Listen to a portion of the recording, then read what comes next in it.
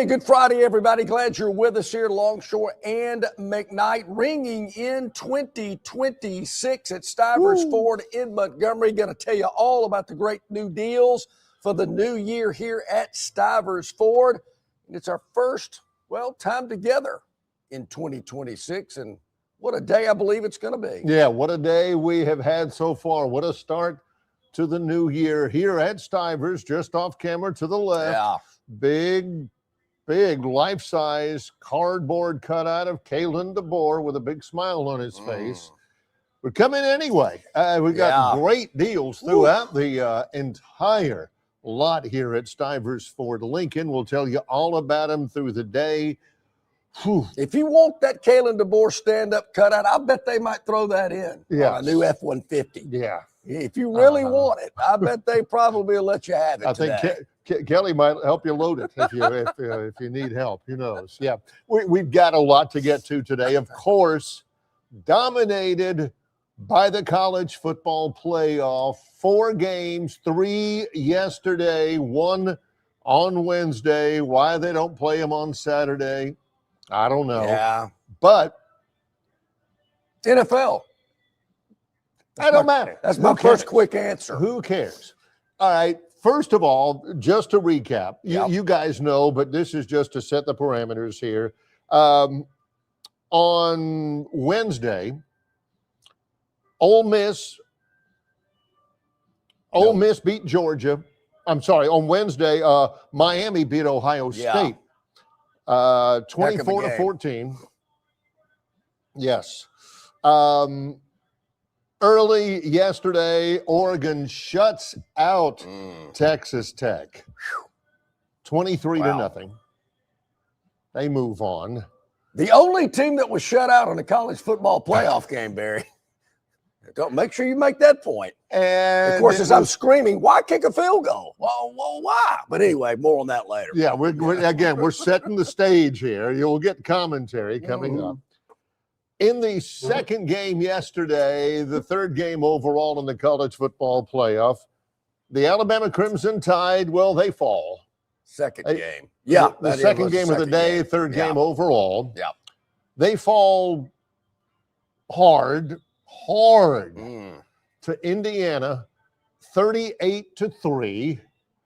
38-3. All right, top of your mind. As you were watching that, when's the last time you've seen Alabama beaten that badly? They had it on the screen. They had something. It was something like 1998 or something like that. It's been 27 years. They got beat in the Music City Bowl, 38-7 by Virginia Tech. Dubose, maybe, I guess. I think Jim Druckenmiller was the quarterback at Virginia Tech. Yeah. It was a cold day in Nashville, if I recall. So if you're keeping score. Then another one, Santa Clara, California, not too long ago. That wasn't this bad. This was bad. I don't know. I was at that game. It was pretty bad. This was bad. Okay. And then the first 3 games of the college football playoffs were all decided by double digits. Yep. I don't want to hear any of you guys saying, hey, the group of 5 doesn't belong. Those were blowouts. Okay. I'll go ahead and tell you. We'll get that out of the way. Group of 5 doesn't belong, but go ahead. Yeah. I get that out of the way. Because the games aren't any good. Yeah. Okay. First 3 games of the college football playoff decided by double digits. Last night, a classic. It's one of the rare times I actually just watched 3 football games from beginning to end. Ole Miss ends up beating Georgia 39-34. 1 team remains from the SEC, 2 remain from the Big Ten, and 1 from the ACC. These set up the matchups. Yeah. Miami and Ole Miss coming up. Was there a group of 5 team in that 4 you just reeled on? There was not. No, okay. No. All right. But there were 3 blowout games. Well, 3 double-digit games. Yeah. Miami and Ole Miss next Wednesday, the 8th, January the 8th. Thursday, That's maybe? a Thursday. Yeah. And then the Friday game in the semifinals, Indiana versus Oregon, from Atlanta. Well, those are the semifinals. Since the Ole Miss game was the most recent game that wrapped up, and we say the Ole Miss game because they ended up winning it if you fell asleep. Actually, they won it by more than a field goal if you fell asleep. They got a safety at the end of the game. Such a great game. It was so compelling and everything. Why did the last 2 seconds take 10 minutes? Forever. We're like, well, I mean, they're bringing the stage out. Confetti's on the field. Yeah. It was awesome. Anyway. There again, man, the officials gave Georgia every opportunity. I will say that. There were a lot of missed calls, particularly some face mask calls. Face mask that could have gotten Ole Miss a first down and maybe another 2 minutes off the clock in the fourth quarter. Yeah, how you missed that one, I'm not real sure. But, no harm, no foul. Ole Miss went on to win the game. And it was excruciatingly painful watching the end of it because it took forever. I got to tell you, I did not know if you attempt an onside kick and you fall on it, no time elapses from the clock. That I did not know. That was a rule that I don't see that very often. But when I saw it last night, I went, wait a minute, no time went off the clock. I never, this is the thing. John and I, in our day, have watched a lot of football. We've never seen that. And we never will see that again. So John learned something new yesterday. So did I. It's something that we will never know again. Hey, the capital of Iceland is Reykjavik. Now we know.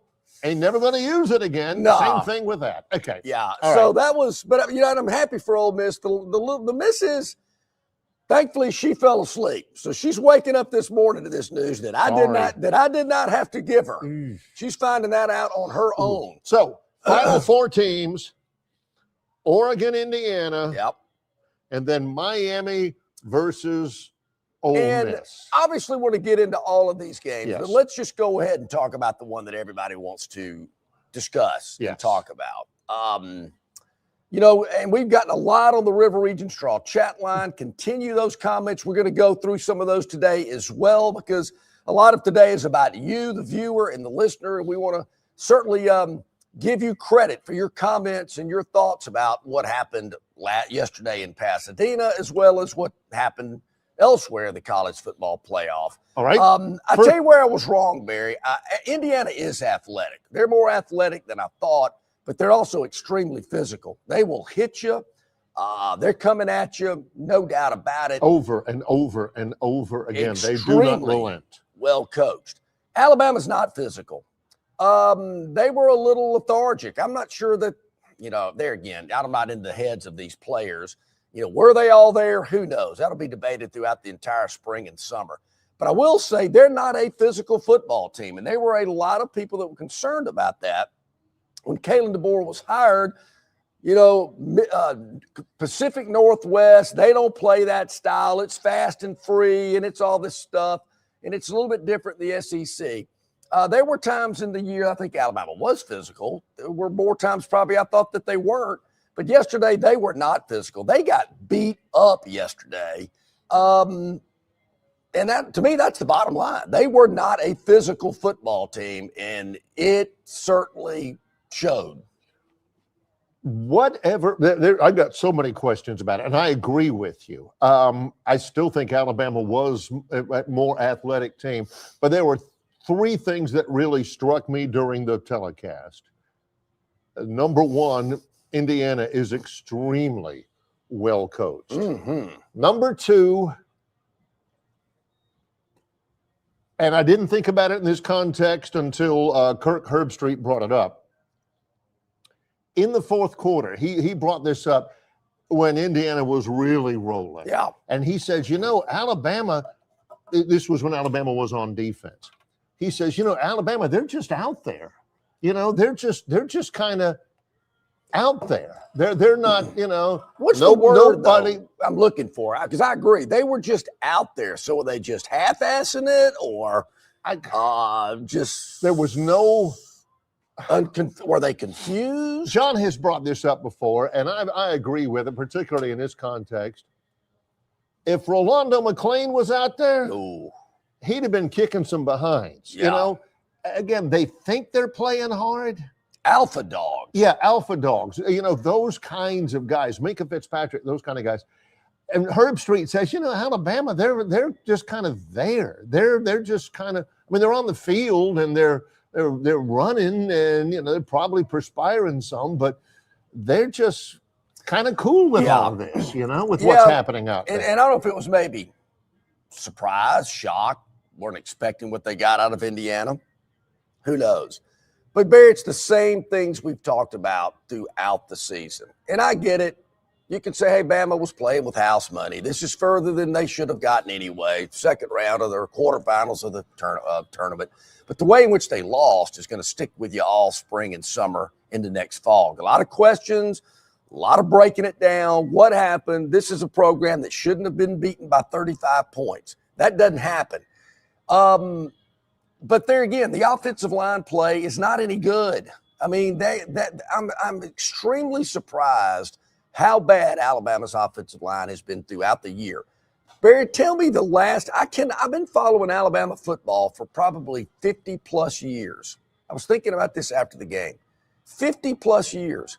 I cannot think of one Alabama team through Mike Shula, Mike Dubose, Dennis Franchione, you name it, that had a running game as bad as this one.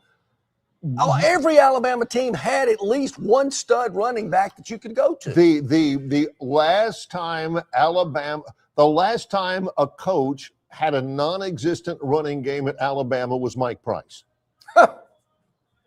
That was it. And it's weird. It's weird to know. I mean, to know. Okay, you're 13 games in, 14 games in. You are what you are, right? To know that Alabama cannot run the football. That is weird. That's weird. You know, when they needed to. This is a great quote from Curt Cignetti, who vastly outcoached. Oh, yeah. I'm all for Kalen DeBoer, sure, fine, wonderful, all that kind of stuff.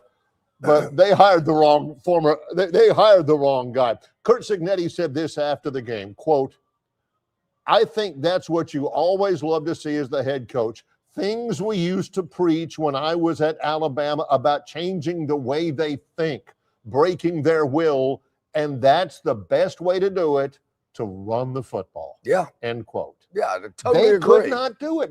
Indiana wasn't worried one tiny bit about, hey, maybe they're going to break a long one here if we sell out on the corner blitz or something like that. Yeah. Didn't. And the third thing, the number three thing, and this happened in the Georgia game as well.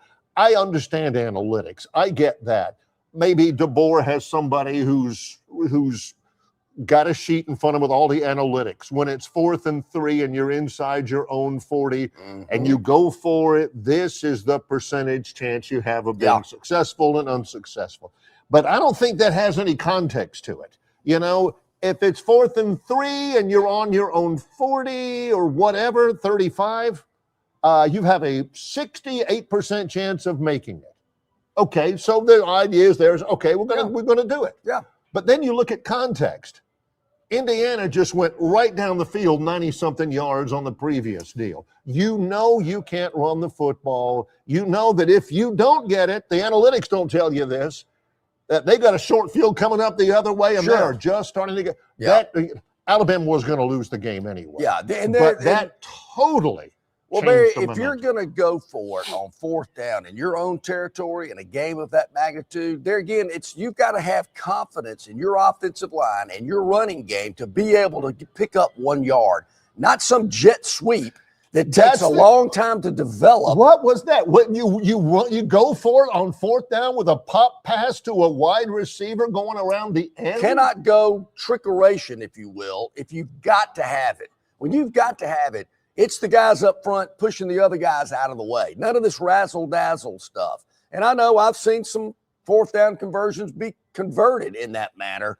But in a game like that, you've got to make a statement to Indiana that we can make a 1st down when we have to, when we need it. Not that way. And I'm with you. Right there, the game turned. Indiana gets the ball, and I'm saying, go Spurrier and throw it in the end zone right here. Well, maybe it wasn't on that next play, but it was about 3 plays later. You know that game was not going to be the game for that. Like you said, in a game like this. Yeah. In that game, gimmicks, taking, you punt the ball, get your defense back out there. This was that kind of a game. Yeah. And after that, Indiana goes down, they get the touchdown pass and and you knew Bama was in it. And you look at just plays during the game. When Alabama tried to throw the football, Ty Simpson was running for his life about every time.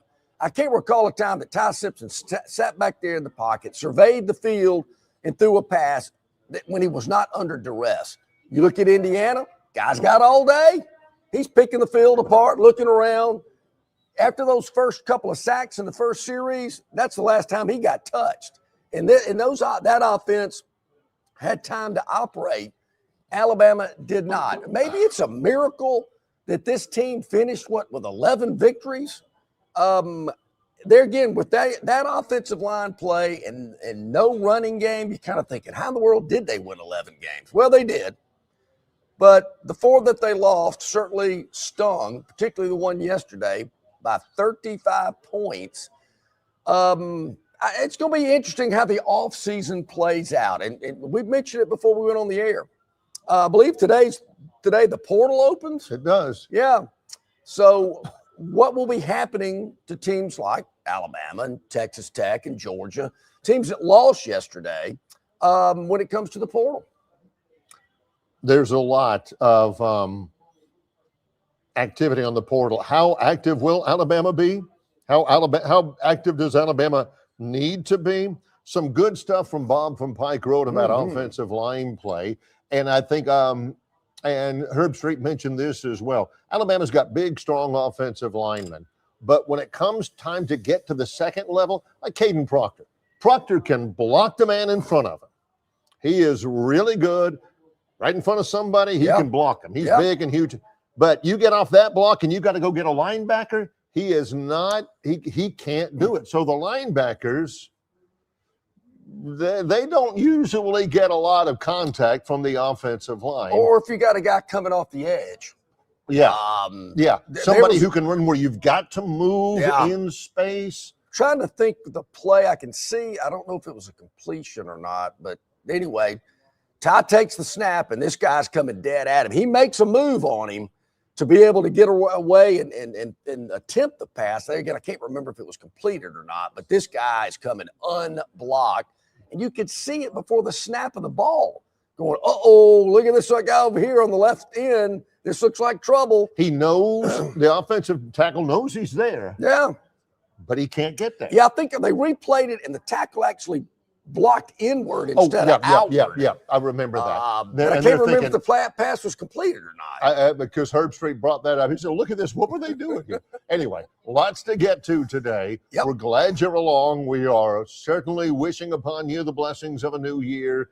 We want you during the new year to think about getting that vehicle of your dreams. And that around here, by and large, means Stivers Ford Lincoln here in Montgomery. Yeah, let's make it a good year here. 2026 has arrived, and so have the incredible deals here at Stivers Ford in Montgomery. You know, Barry, people will come out to the dealership. They'll see some construction going on. There's some improvement. There's a lot going on. They're enlarging the Stivers campus here, if you will, but no problem. You can still get in easily and purchase your vehicle here. Yeah, they say pardon our dust, as they say, but really not affected here where we are in the Ford showroom, but there's a lot going on. They're growing here in Montgomery because of you and so many people that have purchased their vehicles here at Stivers Ford over the years. Why? Because they've got the absolute largest selection of vehicles here in the River region and beyond. Incredible sales associates to help you with the buying process. And bottom line, price sells cars. If you don't believe us, go spend the afternoon kicking tires. You'll end up right back here at Stivers and go, yeah, John and Barry were right. Should have listened to them. Again. It's okay. It's happened before. Look, as long as you're happy at the end of the buying process, which you will be right here, that's all that matters. For you. There you go. It's Longshore and McKnight, our first show of 2026 at Stivers Ford Lincoln on the Eastern Boulevard of the Troy Highway. It's Longshore and McKnight in association with Yellowhammer News, presented by Bud Light. Located just 8 miles north of Alabama's state capital, Capitol Hill features 3 18-hole championship courses. With more than 1,500 acres of golf and nature, The pure magnitude of this facility is amazing and allows each course to be drastically different from the others. Capitol Hill also features an innovative 360-degree driving range, 400 yards in diameter. Capitol Hill offers a fully stocked pro shop with the latest equipment and apparel. Great food and beverages in the clubhouse can be enjoyed both before and after your round. Get your group together and hit the trail. Go to rtjgolf.com/Capitol Hill for tee times and more information.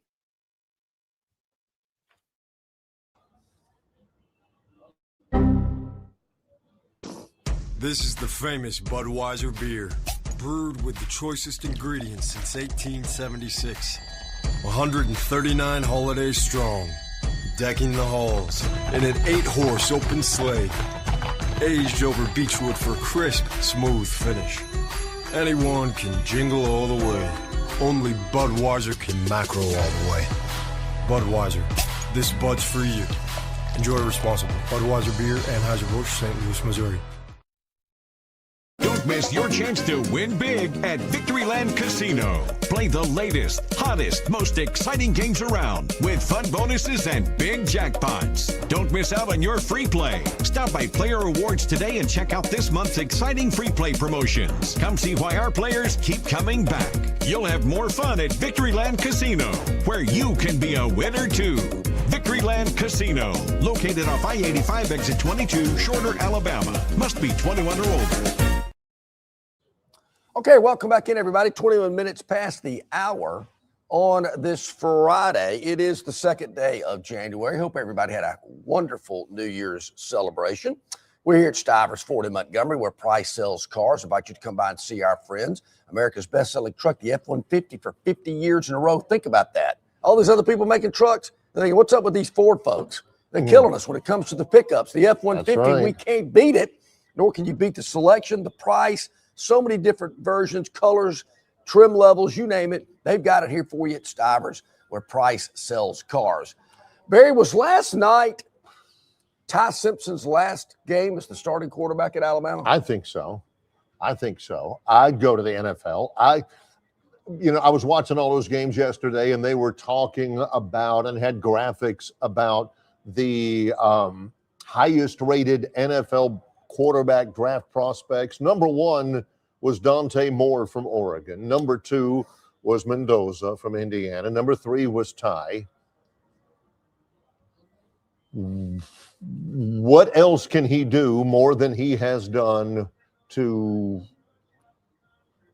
buff up his NFL draftability? Well, are they going to be so much better next year? Is he going to be able to? I mean, he threw for 3,000 yards. I think he threw for more yards than anybody else in the SEC. What is he going to do to add to his marketability as an NFL star, an NFL quarterback, that he hasn't already done? Yeah, I'm with you there. And one other thing, I'm just not sure this coaching staff and this football mentality and mindset is really what Ty Simpson's not the kind of guy they want as their quarterback. I mean, I just get the sense that DeBoer's been waiting to have a Michael Penix Jr. type of quarterback. Maybe we saw a little bit of that with Austin Mack yesterday when he came into the game. Maybe Keelan Russell is the future. I just don't know. Going into year 3, and let's face it, we all know it. Hey, I mean, okay, it's great. He's beaten LSU and Auburn and got a winning record against Georgia and blah, blah, blah, blah, blah. And it's a different day and age. You're not going to dominate like Saban did. We all get it. But I think next year, Barry, year 3 of Kalen DeBoer is going to be extremely important. And if they end up having a year, if we're here this time next year, and Alabama's 11-4 or whatever they are, and they're not really in the mix for a national championship, and they're not playing a physical style of football, how much longer can that go on? When does Greg Burns say, Kalen, this has been great. I know what your record says it is, but buddy, here we got a little higher standard here, and you haven't met it yet. This is one of the reasons why yesterday was so impactful for Indiana and for Alabama. Look, Indiana deserved to win the game. They were better in every phase than Alabama was. It's not as though, they snuck out a win or anything. They deserved to win that game. But two things for Alabama fans to think about here. I'm a Kalen DeBoer guy. I think he's won a ton of football games. But the fans, the fence sitters, the ones who are a little bit spoiled, it's now going to be, 6 years since Alabama won a national championship. And you're thinking, okay, we're going to be patient with DeBoer. We're going to be patient. He's only been there 2 years. And they're telling themselves that. They're thinking, okay, it's only been 2 years. We've got to be patient. We've got to learn to be patient. But then you look across the sidelines and see what Curt Cignetti has done in 2 years with a program that has just a fraction of the resources, support, history, everything. And he's got a team in 2 years at Indiana. Well, is the favorite to win the college football playoff. I think you're going to have a lot of programs asking that question. Ohio State's probably going, what has Indiana done in 2 years? They're not spending the money that we are, nor do they have the resources that we have. Wait a minute. We're the big boys of the Big Ten. Indiana shouldn't be doing this. If there is maybe some comfort level, not that it really is much of one, but if you're looking for something, Bama fan, well, Ohio State's not going to win the national title, and Georgia's not going to win the national title. Boy, these teams that we're jockeying for, if we let Indiana win it 1 year, maybe Ole Miss has a nice little run or whatever it might be. Okay, if that makes you feel better. But the bottom line is year 3 under Kalen DeBoer, they've got to be more physical. There again, Barry, in 50-plus years, I cannot think of an Alabama team that had a crappier running attack than this one. I mean, I'm going back to the Willie Shelby days and Coach Bryan and Coach Stallings. Come on. Do you remember those fabled years with Ricky Moore and Paul Ott-Carew? Sure. Major Ogilvy? Kenneth Darby and Glenn Coffey and those guys. A couple of things from our buddy Way Offside's Jeff. Oh, yeah. Jeff, how'd that post-game show go last night? Sorry I missed it. Yeah, on Way Offside's podcast. He says, remember, the best players on the team this year were the ones that DeBoer signed. Remember that. Austin Mack, Jeremy Bernard, and I can't think of the center's name off the top of my head. The center is Brailsford. That's a DeBoer guy who came over with him. He said, these are Saban's running backs. Don't forget, the offensive line is filled with Saban players too. Saban is the one who signed. Now, this is unfair. This is Jeff. Yeah. So he says Saban is the one that signed Geno Vandersucks and Whiffen Formby. I like that. That's a good one, Jeff. Shame. Let me write that down. Geno Vandersucks? Yeah, that's good. It's Vandemark. Whiffen Formby? That's a good one. You mean Wilkin Formby. Hey, but I do like Taco Casa. I mean, come on. So let me ask you this question. Gosh. Would those players have been better if Nick Saban had been coaching them? What I'm getting at, I'm trying to figure out, are they, what was that again, Vandersucken? Are they not any good because of the coaching staff that is currently there and cannot coach them and can't develop them, can't make them better? Or would Saban have made them All-Americans? I don't know. I'm just asking. This is what I thought about with Saban. Number one, please do not ask him anymore to pick games at the end. I think he's wonderful on College Game Day. He's the main reason why I would watch it, and I don't watch it a ton. But he's always going to pick Alabama. Yeah, sure. He's always going to pick Alabama. He had to have known, we don't match up really well against these guys in their approach. But bear this in mind as well when you think about that with Saban. People are pointing with pride to the fact that the 4 remaining teams left, heck, the 5 remaining teams left, even before the Ole Miss game, all are coached by Saban assistants. Mario Cristobal, Pete Golding, even if Golding wasn't there, Lane Kiffin, Kirby Smart, but you've also got Dan Lanning, and you've got Curt Cignetti. Saban got it done because he had the resources to do it. He signed the best players. Had depth. And he had the best coaches. I don't know that he paid his assistant coaches more than everybody else. He probably did. But the assistant coaches, many of them came to Alabama because of Nick Saban. And you get that stamp on you that, you get notarized that you're a former Nick Saban assistant. And sure, he taught them a lot, but he hired them for a reason. Cignetti, he said that his time at Elon and James Madison and Indiana University, Pennsylvania prepared him for what this was. Is that IUPU? IUP. IUPU. Yeah. But he remember them in the March Madness. They'll sneak up on you. Those coaches were hired because they were good coaches. These coaches were not off the scrap heap and then Saban decided to give them a chance. These guys, I don't know that they have those same caliber coaches on the staff. Oh, I would agree. Now. Oh, yeah. Totally. That's all I'm saying. Yeah. And there again, I don't know as well as maybe some of those great ones that were on Saban's staff for so long. Saban was very demanding. He did pay his assistant coaches extremely well, but he expected a lot from them. I think I've shared the story about when Kirby Smart was there. You got to be 5 minutes from the football facility at any time. And that phone was ringing all the time for him to be there. I'm not sure Kalen DeBoer runs it that way. There again, it's his deal. He can do it however he wants to.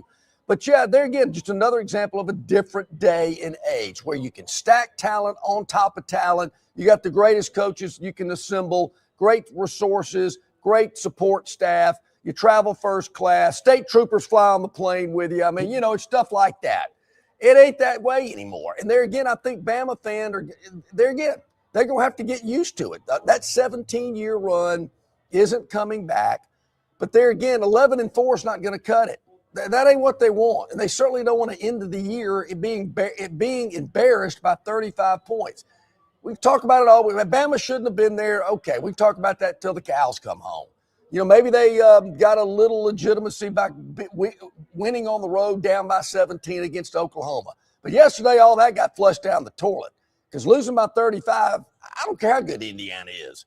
There's no way you should lose by 35 points, particularly when you're being pretty lethargic out there on the field. You're not physical. I mean, I'm going to tell you, Indiana came out there, and there's a term I want to use, but I shouldn't use it. Does it begin with?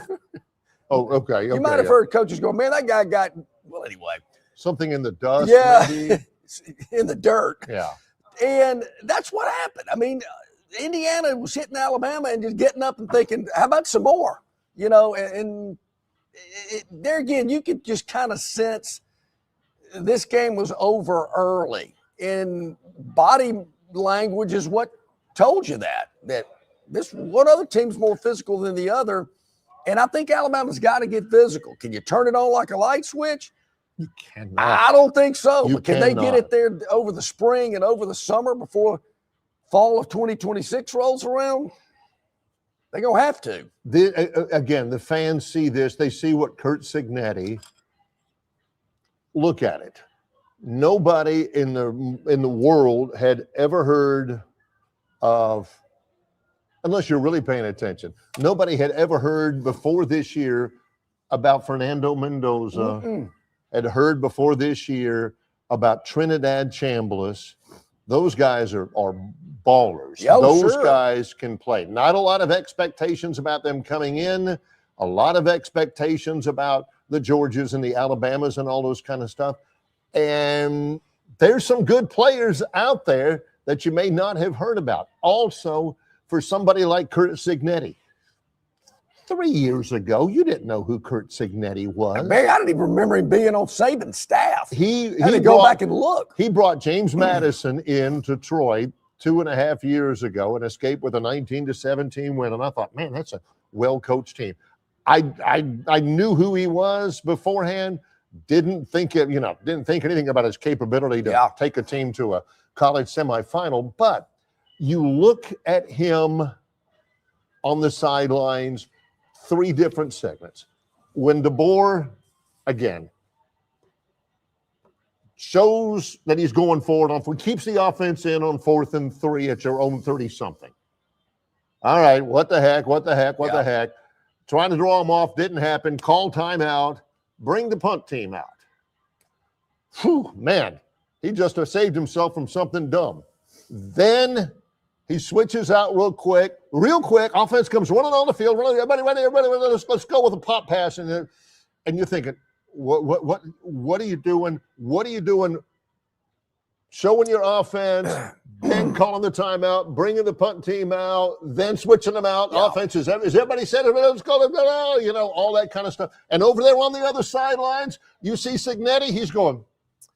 So he is not. He ain't worried about that. He is so totally unruffled. Like, all right, Caleb, you want to do that? You want to do the that? way you play that. Serve and it I know up. it's a extremely tense situation. You got to make the right calls. Barry, I equate it to playing blackjack. If you see those cards being dealt and that dealer throws over a face card and study the book, you got to take a hit. You're at 16, you're thinking, I don't want to hit it, but I got to hit it. There's none of this, what should I do? Looking at your buddies or looking at a card and waving the cocktail waitress over there. Stalling, thinking that's going to make it better. No, boom, hit it. If you hit it, great. If you don't, boom, move on. Same thing with going on at fourth down. You got to know a play or two ahead of time. If we're in a 4th and 1, 4th and 2, we are going for it. We're not going to go out there and try to draw them off sides and then call a timeout, run the punt team out there, come back, and then finally come up with a play that's terrible, some jet sweep.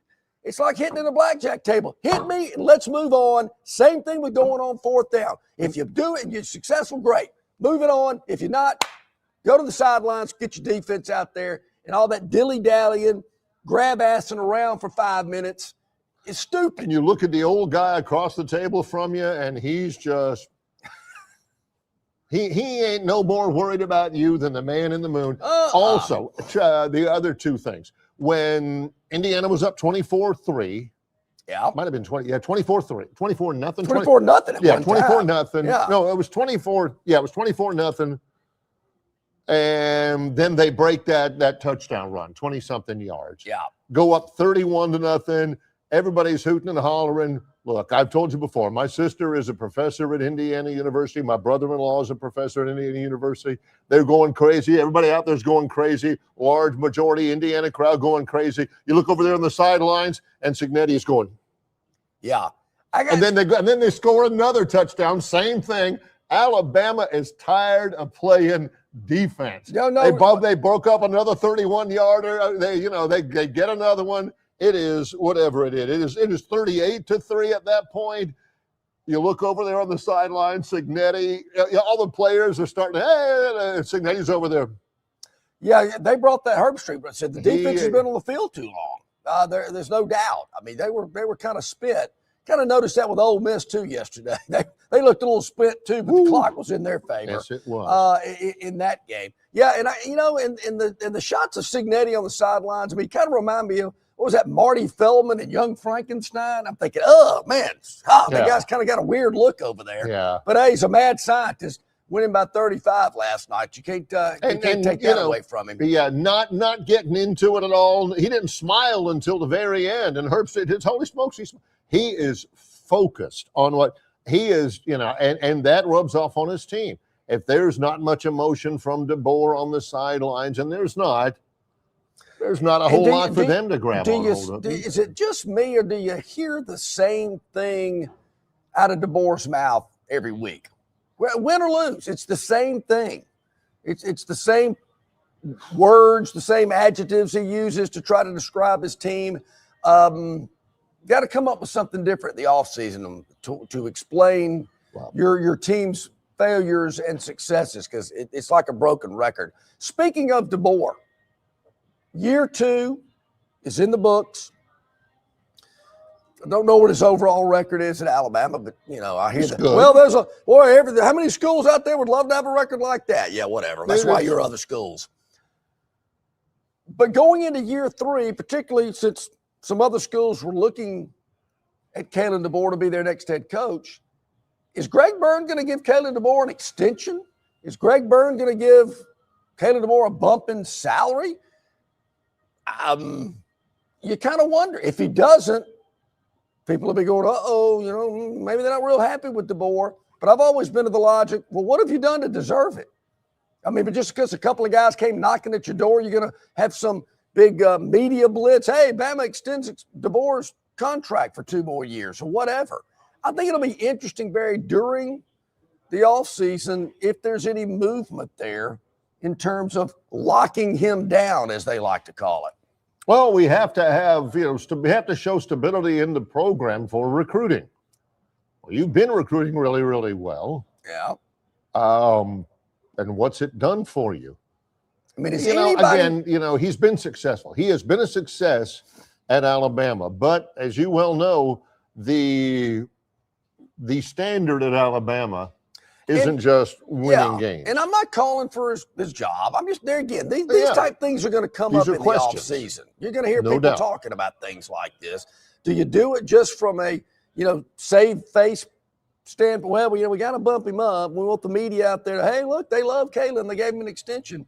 I'm not saying I'm opposed to it. I just think it's going to be interesting to see if that does play out from a recruiting stability standpoint. And there again, I know what you're going to say. Who are you going to get? Who are you going to hire? I don't think he's going anywhere. They're not going to make that move. Just keep an ear open for, will there be a bump in salary or an extension in this contract? Again, I keep bringing up Curt Cignetti about all of that. And again, I'm not disagreeing with you, but genius hire. Yeah. He's 61, 62 years old, something like that. He's been a lifer. He's coached a lot of football, won a lot of games. Google him. But you look, and he may be the best. Well, he's won the last 2 College Coach of the Year awards back to back. How about that? He may be the most Saban of any coach outside of Saban out there. And everybody's thinking, Bama fans, you're thinking, man, what if we'd have hired him 2 years ago and stuff? And he came from James Madison. And before that, he was at Elon University near my old hometown of Burlington, North Carolina. And, and he was an assistant at Alabama. His dad was a coach for many years at West Virginia. He's a football family. There's bound to be somebody else like that, a diamond in the rough, or somebody that you just haven't really heard of before. You don't always grasp at the shiny thing or the latest thing or what John likes to call the soup du jour coach. You want to find that guy, and Indiana found that guy. So here's what we got going on. As we mentioned, we're going to get to some of your comments on our River Region Straw chat line. A lot of opinions about what was played out yesterday, particularly with Alabama and Indiana. At the top of hour number 2, we're scheduled to have our friend Jason Caldwell, Auburn Undercover. And man, look, I feel so good about our Auburn friends out there. A lot of comments on the Bada Get a Message board yesterday revolving around the Rose Bowl. Go figure. No kidding. So they've gotten away from the transfer portal and certainly talking about Alabama's embarrassing loss yesterday. So glad that there was a little relief in the new year. Yes. You need that. You need to blow off some steam. I just like it.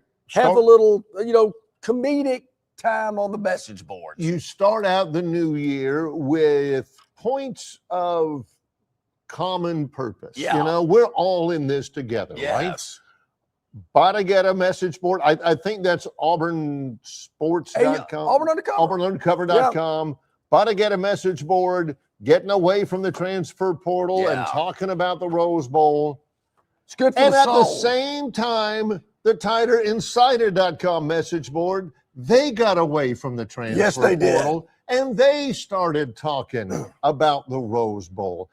Everybody was talking about the same thing on both fans' message boards. One big, beautiful family. One beautiful day. It was very nice.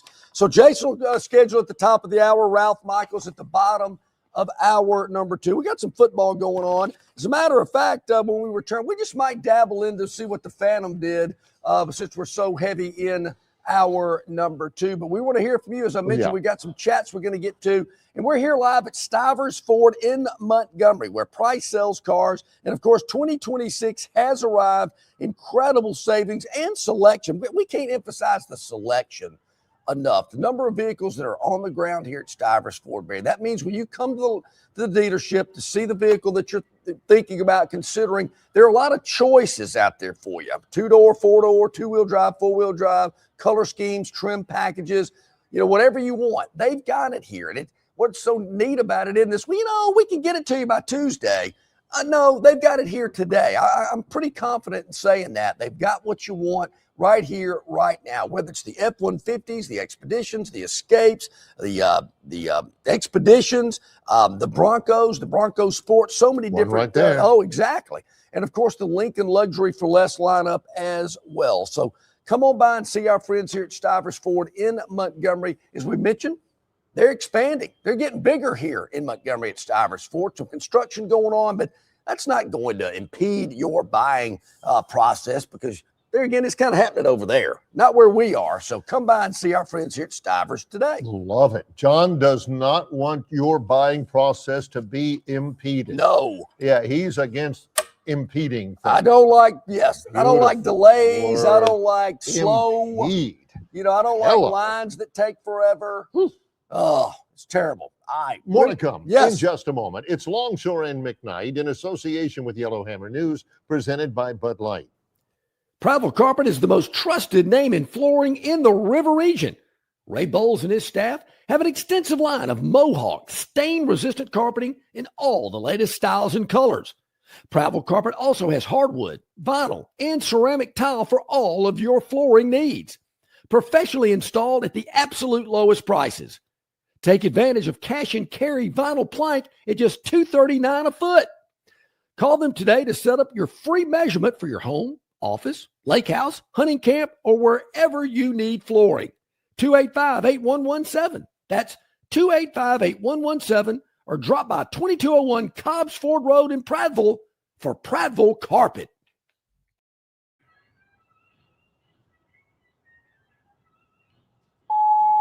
Hey, bro, weirdest thing is happening at the game. This guy sitting next to me says, "You're our good luck charm. Every time I crack a Bud Light, we score a touchdown." Now his entire family wants to buy me Bud Lights. I think I'm some kind of a football prophet. Talk soon. The team needs me. Anything for Bud Light, the official beer sponsor of the NFL. Stock up today.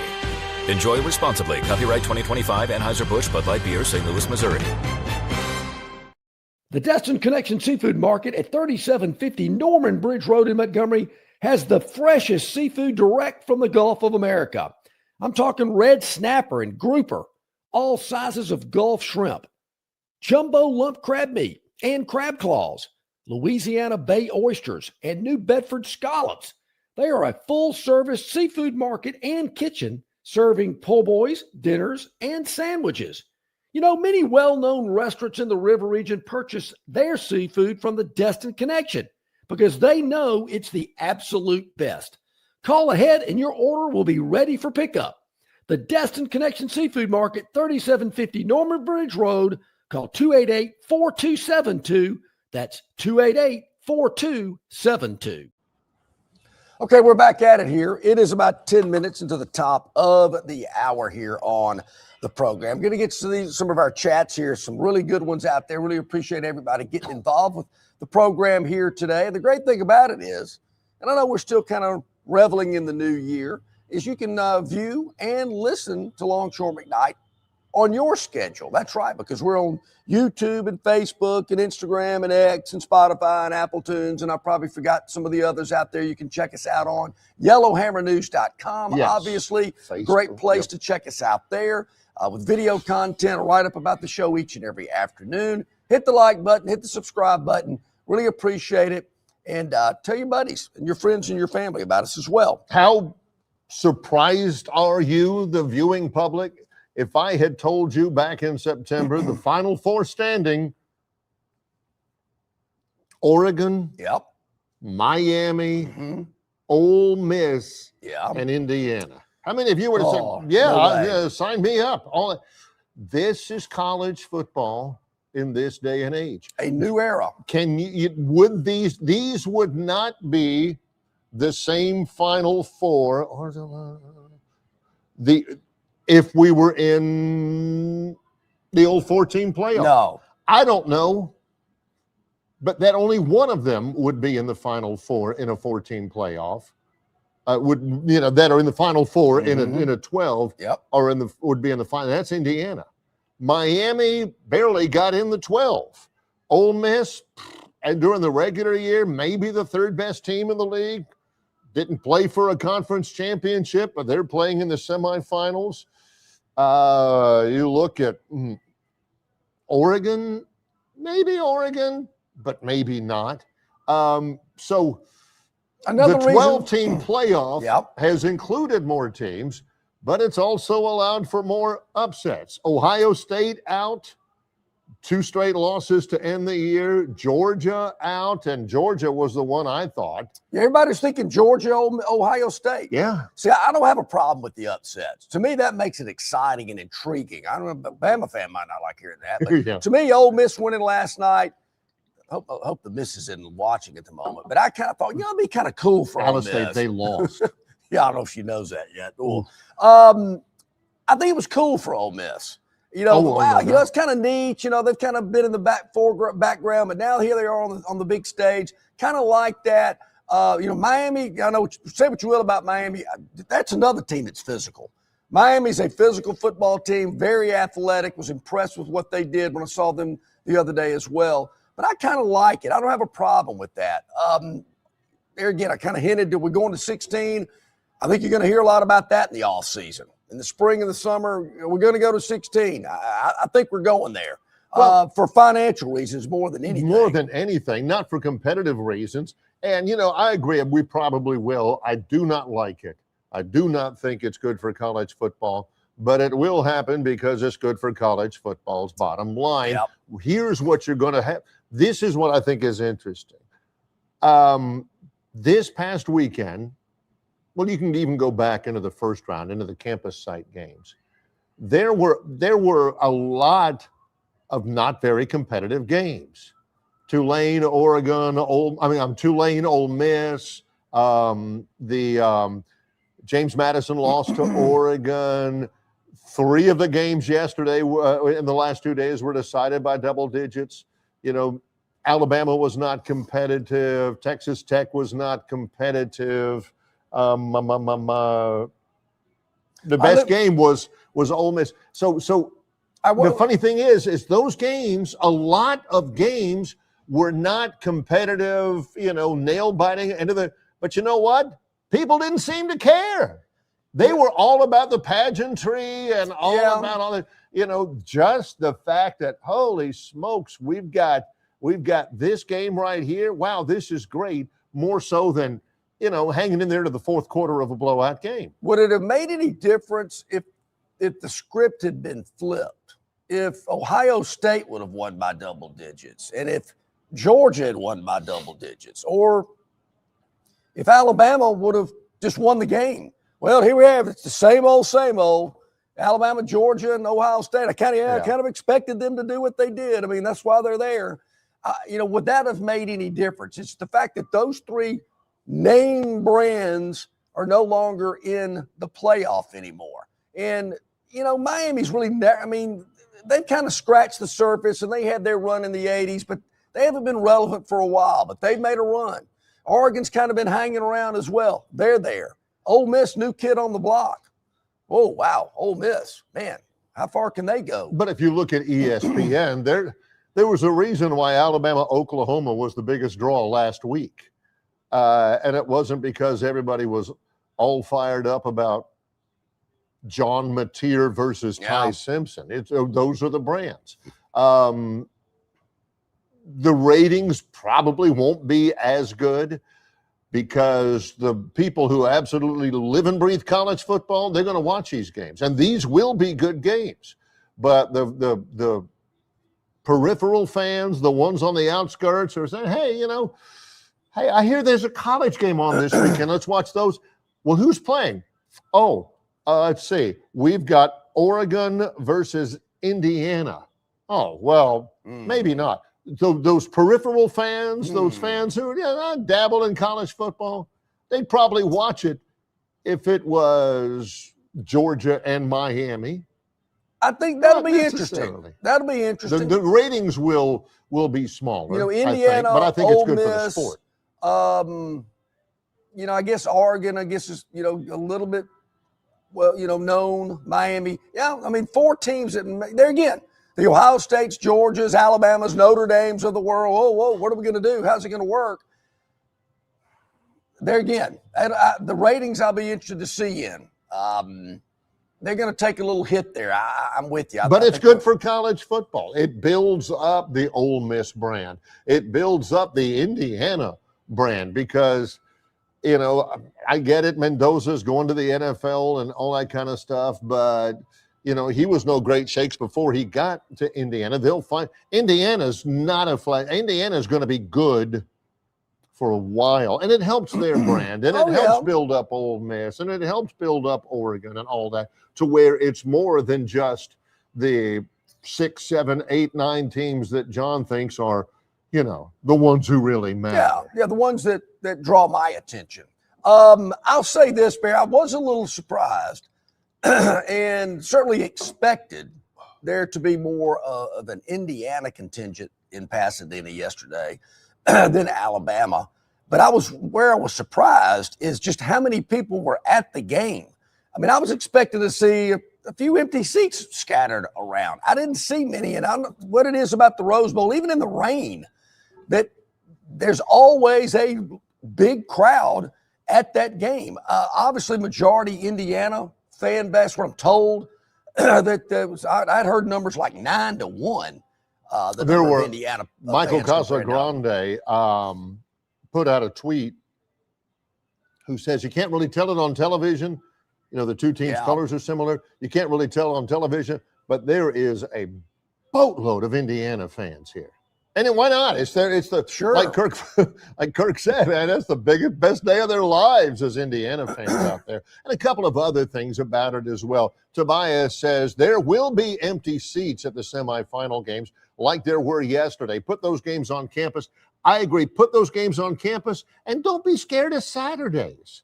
Don't be scared of that. There were empty seats in Miami for the Oregon-Texas Tech game. And Texas Tech ain't been anywhere close to anything like that before. There were empty seats in the Miami-Ohio State game. And Ohio State travels like – not a lot, but there were some. So, you know, I wonder about that, Tobias, because I think that would be great.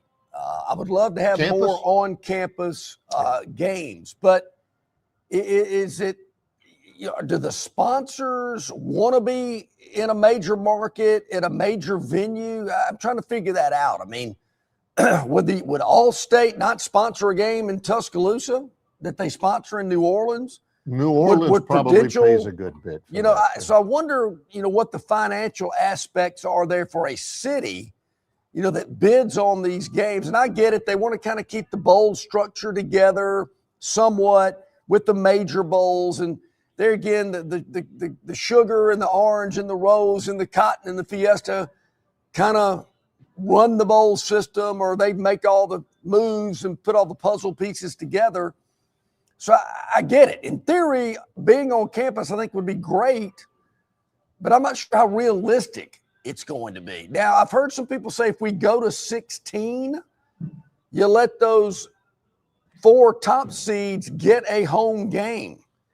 Just go ahead and let them play for a couple reasons. They get the home game, and then they don't have to sit around for a month. And until yesterday in Pasadena, was that the first team to win that had a bye? Alabama in 2 years is the only team that didn't have a bye that lost in the second round. Every other team that had a bye for 2 years has lost in the second round until Indiana beat Alabama yesterday. I never thought that would be a thing. Yeah. I always thought end of 12 games, end of 13 games, you're tired. Boy, you need a little bit of an advantage with a break and some rest. But, man, 7 of the 8 games have been won by teams that had gotten sharpened up the week before, right? Yep. Georgia loses last night as well. So I wonder, do you go ahead and play if you're Georgia a top loses, 4 seed to get that home game, to just get it under your, you know, get a little action? get some playing time. That's one of the things I've heard about. If they go to 16, these teams would play that week, which okay, I'm fine with that. But I just don't see. I just don't see more home games unless they do it with the first round, and the first 4 teams have to play. Yeah, I do not think they will have more campus site games unless you go to 16. Yeah, that's the only way that they're going to agree with it. Well, coming up in just a moment, Jason Caldwell, AuburnUndercover.com. We're live at Stivers Ford Lincoln, Eastern Boulevard of the Troy Highway in Montgomery. It's Longshore and McKnight in association with Yellow. Stivers Ford of Montgomery has Bronco Sports for $8,000 off, Broncos for $10,000 off, or take advantage of the sign and drive lease offer with $399 for 36 or 48 months and 0 down payment. Stivers Ford, where price sells Fords. Stivers Ford of Montgomery has F-150 $16,000 off or 0% for 66 months. Even Lightnings $16,000 off or 0% for 75 months. And Super Duties $12,000 off. Stivers Ford, where price sells Fords. Something real quick. Hey, bro, weirdest thing is happening at the game. This guy sitting next to me says, "You're our good luck charm. Every time I crack a Bud Light, we score a touchdown. Now his entire family wants to buy me Bud Lights. I think I'm some kind of a football prophet. Talk soon. The team needs me." Anything for Bud Light, the official beer sponsor of the NFL. Stock up today. Enjoy responsibly. Copyright 2025 Anheuser-Busch Bud Light Beer, St. Louis, Missouri. At Dixie Overhead Door, we specialize in top-quality garage door solutions for homes across Alabama and Georgia. In need of a garage door repair or a brand new garage door installation, our expert team delivers fast, reliable service with local expertise that you can trust, providing customized solutions and exceptional care every step of the way. Visit us today at DixieOverheadDoor.com and experience the Dixie difference.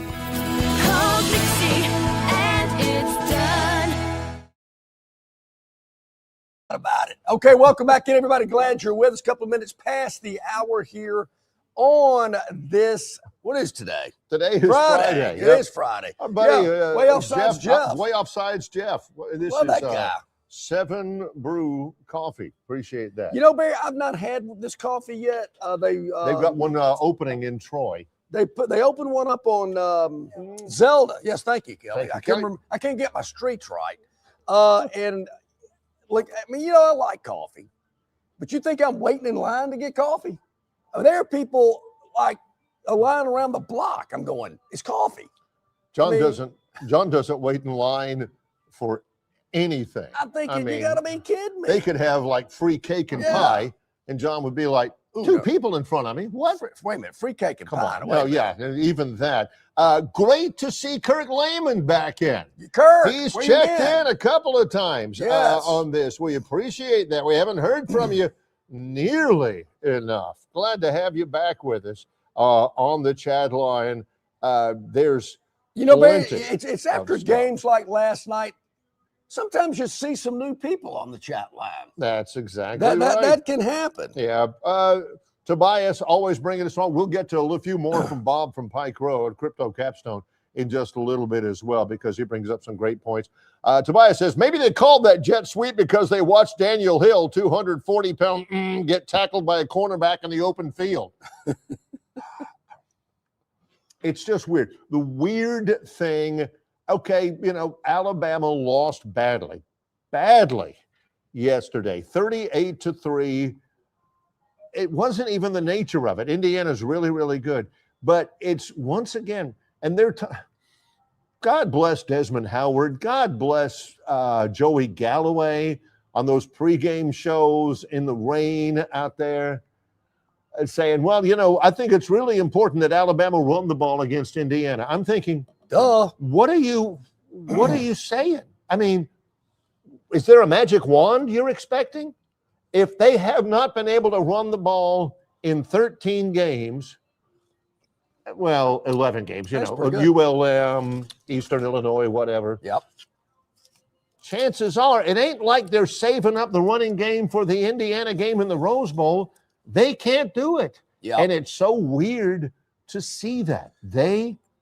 Absolutely. This season has ended for Alabama, and the entire year when they have had to run the football, which, like Cignetti said in the postgame, we always learned that in Alabama. You want to impose your will on the opposing team? Sure. Best way to do that is to run the football. Yeah, no they doubt. couldn't do it all year, and that's okay if you're Washington State or Texas Tech or Miami of Ohio. But we're talking about Alabama here. So there again, I'm trying to, and I threw this out there about Alabama's lack of running attack that you just brought up. Kurt Cignetti certainly brought it up as well. Maybe I should have said, what's the worst running attack Alabama has had in the last, I don't want to say 50 years. Let's narrow it down to the 30. last 30. Yeah. I want to say it was the Ricky Moore year when Ricky Moore, nothing against him, ran hard.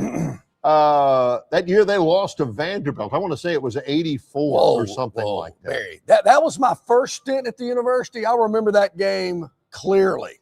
That was at 59,000-seat Bryant-Denny Stadium. I believe it was homecoming when the Commodores came in to beat the Crimson Tide by, was that my sophomore year? One of them. One of my sophomore years in Tuscaloosa. That was a tough afternoon. Ricky Moore from Lee of Huntsville. How about that one? You know why I know that? Because we played Not against because he was like one of the great players in the history of. Well, we played against him when I was at Jeff Davis on a Thursday night at Milton Frank Stadium. How about that memory? Well, now that Alabama's season is over and you factor in yesterday's game. It's pretty good coffee, I got to admit. Alabama has now edged out LSU by 13 1/1000ths. What are you looking at? Of a point. Oh, yeah. Alabama is number 13 in the SEC in rushing. Alabama this year, counting yesterday, ran on average for 104.13 yards per game. LSU ran for 104.00. So I've got a weekend activity, Barry. I'm going to find out when Alabama's had this bad of a rushing attack over the last 40 years and report back on Monday. Right now, though, our man Jason Caldwell, Auburn Undercover, hopping on with us here on this Friday. Hey, Jason, Happy New Year, my friend. Thanks for joining us. Hope you're doing well. Let's add him in. Yeah, there we go. There he is. Hey, I'm doing good. How about y'all? We're doing really well. Happy New Year to you. Before we get started with anything else, just takeaways from what you saw over the last 2 days in the 4 college football playoff games. Were there any commonalities or any surprises about the 8 teams that were playing in those 4 games and how they ended up? Yeah, no. I think the first takeaway for me was I didn't think there was a great team in the Southeastern Conference, and I still don't think there is. But Ole Miss had the best player on the field last night. That was the biggest difference between them beating Georgia. And he came from a D2 school. That's the other part of this. That's probably the biggest part for me is that you look at the team still standing. Oregon is a transfer school, not as big a one, but they take a lot of transfers and they have at key positions for quite a while. The other 3 schools are basically transfer schools. I mean, the portal right now, you better be good at that or it's tough to win. Georgia, and I think Georgia and Ohio State were the only 2 schools in the playoffs that were above 70% of the roster that were recruited by them. Everybody else 70%. Everybody else was below 70% of the team. That was a roster that was signed, recruited and developed, and a lot of them were 50 or less. And so I think you look at that going right now, until the rules change, until something happens, it's really, really difficult to sign, develop, and keep guys on campus long enough to see them fruitfully. You just can't do it. So it's almost like basketball. Basketball has become a sport where you go, if you can get an elite 5-star guy, you sign them. If not, you'll get some portal guys that are older and experienced and try to win with them. Football has become that now in this sport, in my opinion. So that's probably the biggest takeaway for me is that you sign some guys from high school. I hate it, but you better go get portal guys, experienced guys, because your hit rate probably is a little bit higher on them than it is in high school guys right now. You know, and it's interesting, Jason. The numbers don't lie. You just presented them to us.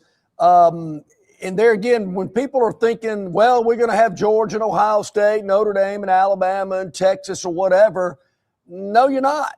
I mean, you're going to have the Indianas and you're going to have the Ole Misses and you're going to have some of these other schools because of what they've been able to do, as you mentioned, through this transfer portal. Yeah, no, it's changed the sport, and for the people that have screamed, well, 12's too many, 16's too many. It's not in this world. It's not, because now the less teams you include, the more teams you have that people perceive are the best teams in the country. Because that's what we've had for so long. Well, that's the best team in the country. Look, the SEC has been the best conference in this world in college football for a long, long time. It's not the best conference right now in the portal world. Now everybody's good. That's the issue now is now you've got, hey, you want parity like the NFL. That's basically what we have now, because there's no guarantee. And when you have 16 teams in a conference, you don't know who's good because everybody's not playing the same teams. So it's really, really difficult to figure it out unless you do it this way.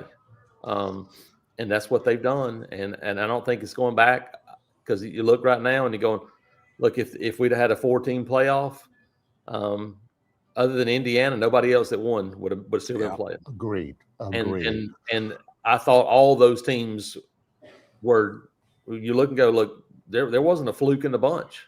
Not one of them. No. Jason, you make a good case about the vast importance of the transfer portal. There are Auburn fans. You've got hundreds of subscribers who are panicking right now because of Auburn in the transfer portal. Should they be? Should they be panicking? Yeah, I mean, you should, because it's the way you think about it. And I mean, yeah, you're losing some good players. There's no question about it. Would you like to be able to keep all these guys? Absolutely. Is that reality in this world we live in? It's just not. Because it's a lot of it's not money. Some of it is based on the past 4 or 5 years that you've had too. It's harder to keep guys when they have 1 year left and you haven't won. That's just basic facts. You got 1 year left to play. Somebody says, look, I'll take less money and I might go to Georgia or Miami or Indiana or somewhere like that to go try to win in a playoff game. Yeah, they're going to do that. It's the NFL principle right now. If you think he's a pass rusher for the Cleveland Browns from Texas A&M. Oh, Myles Garrett, yeah. I think if Myles Garrett, after the season, was a free agent to go anywhere he wanted to, you think he'd stay in Cleveland? No. You think he'd go to Arizona? No. He wouldn't. No. He would go to Buffalo or somewhere like. That's right now what you live in when you haven't been as good and you're trying to hold on to guys. That's part of the process. It's not just money. And you make a coaching change. That impacts it as well.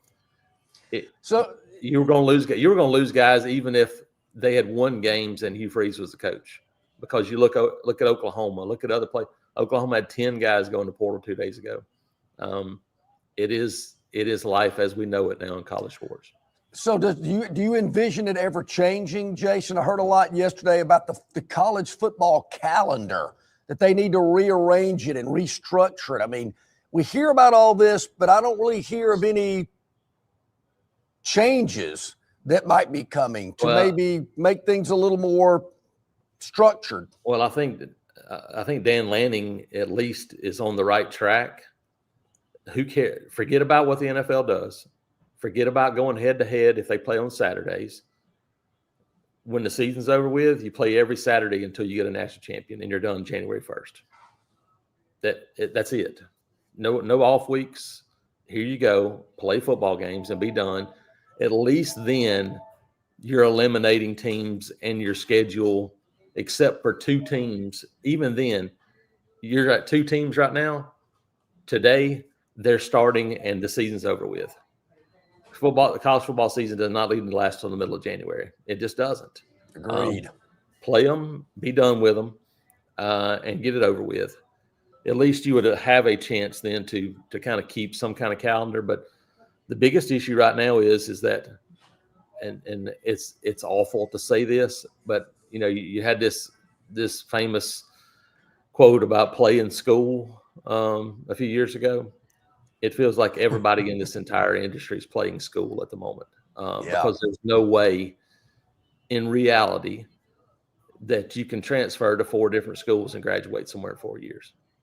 Not in the world that we live in. I remember, you try to transfer from a junior college to a major school, and half your credits wouldn't even transfer. Right.